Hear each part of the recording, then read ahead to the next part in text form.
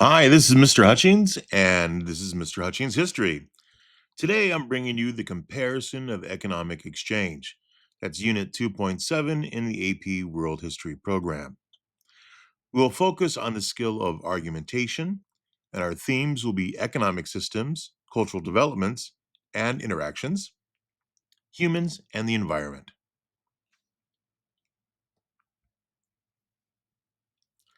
Abdul Razak, a 15th century Persian traveler, described Calicut in 1442.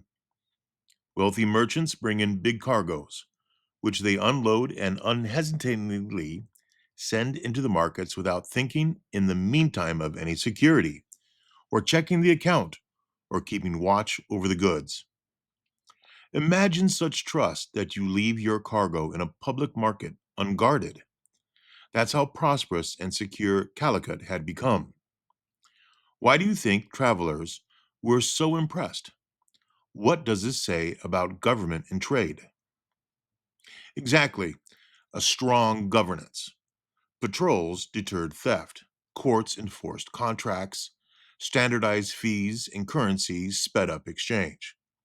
Trade thrives where rules create trust.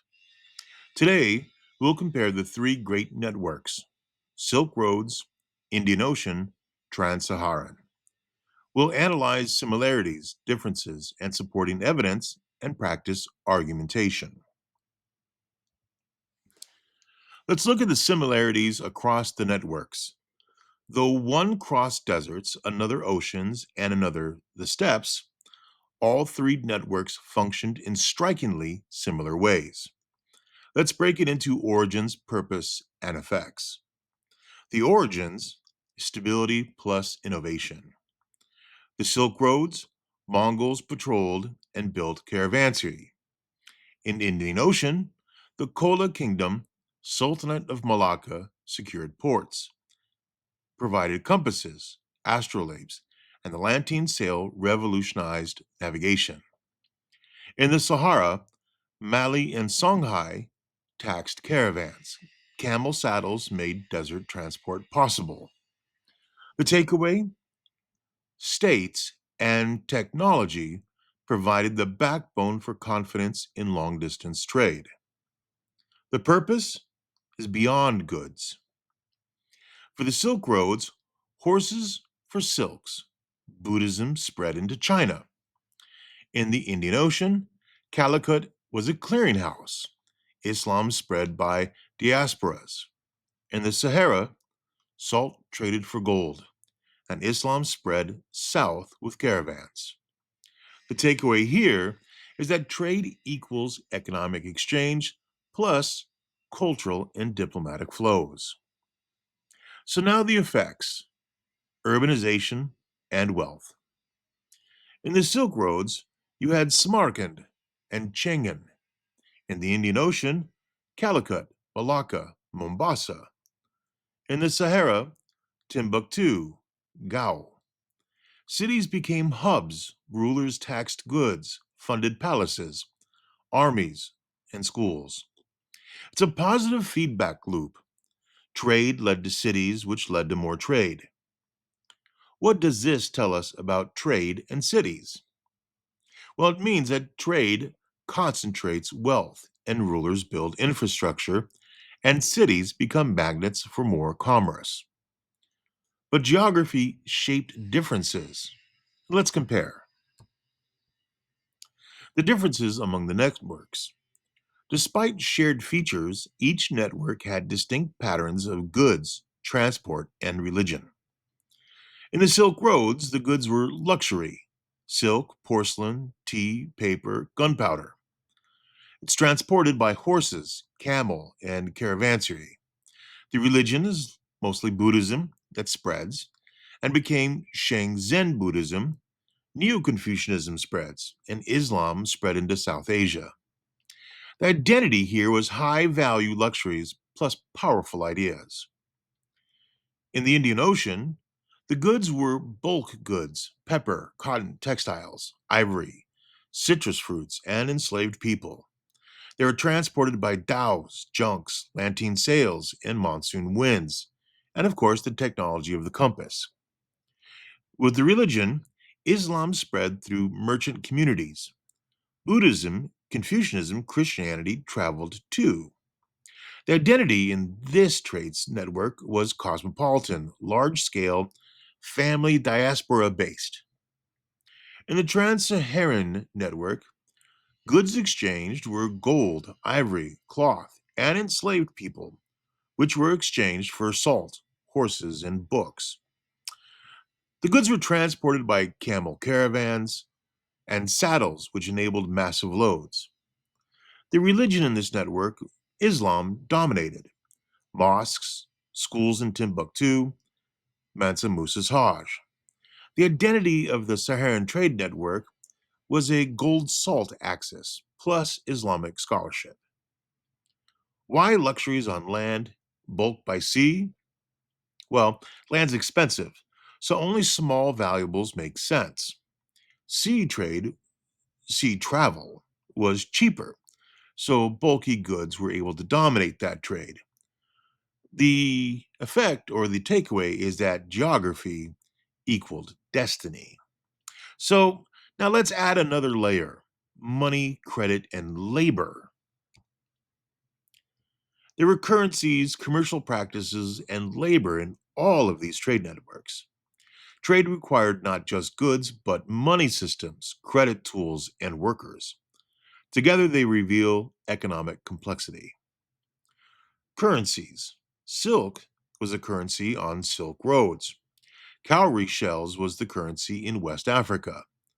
Coins and paper money were the currency in China, the Song flying cash system. The commercial practices, bills of exchange in Europe and the Islamic world, banking houses in Florence, Cairo, Quanzo. There were merchant alliances and guilds, such as the Hanseatic League, the Indian Ocean diasporas. These provided trust, liquidity, enforcement. Now let's look at the labor. It was peasants who grew champa rice, wheat, and millet. It was artisans who created porcelain, cotton textiles, glass, and steel. There was debt labor, repayment through service. There was enslaved labor, both in the Sahara and the Swahili trade. And there were state projects such as the Grand Canal in China, irrigation works, and walls. How does currency or labor show economic complexity? It shows it by sophisticated currencies show advanced credit systems. Layered labor shows structured economies.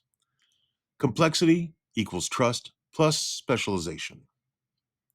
Trade didn't just move money, it reshaped social and cultural life. We can focus in on the social and gender structures of the era. Mongol women were famous for their mobility, herd management, and acted as advisors, such as Sorgaheti Beki, a name I'm sure I mispronounced badly. I'll try it again. Sorgaghetani Beki. Ah, I will not say that first time right. European women were involved in guild work, farming, midwifery, but they were restricted legally. Southeast Asian women were market traders in Malacca and Java, and they were visible in public roles. What do these differences tell us about patriarchy? It tells us that patriarchy existed everywhere, but local economy and geography shaped opportunities differently. Finally, let's connect economics to environment and culture. The environment and cultural processes of the era. Well, the Black Death is a major feature and it spread via silk roads and ports. It was catastrophic and led to demographic collapse. There was environmental strain such as deforestation in Europe, overgrazing in Zimbabwe, and soil exhaustion. There were cultural flourishings: Timbuktu's libraries, Samarkand's mosaics, Venice's accounting and art. Why do trade cities often become cultural centers. It's because wealth attracts teachers, manuscripts, and artisans. Trade buys schools, as well as spices. Let's focus on the historical thinking, and today we're practicing argumentation. A good argumentation what argumentation is claim plus evidence plus reasoning. Here's an example. The Silk Roads and Indian Ocean routes were similar in spreading Islam, but differed in goods. Luxury items moved overland, while bulk goods moved by sea. Here's a task for you. Write one comparative argument, a similarity and a difference among the three networks, with two pieces of evidence. Here's a sample thesis. All three spread Islam and fostered wealthy cities, but geography shaped cargo. Silk roads carried luxuries by camel, such as silk and porcelain. Indian Ocean ships hauled bulky pepper and textiles on monsoon winds, and the Trans-Saharan camels carried gold and salt to Timbuktu. Time to close and reflect. Between 1200 and 1450, three networks tied Afro-Eurasia together. Their similarities: stability, shared purposes, religious and cultural diffusion, urbanization. Their differences: goods, transport, technologies, geography. So here's your skill. Argumentation helps us weigh those patterns into historical explanation. If you're at home watching this, write three sentences, one similarity, one difference. Why these similarities and differences matter in world history.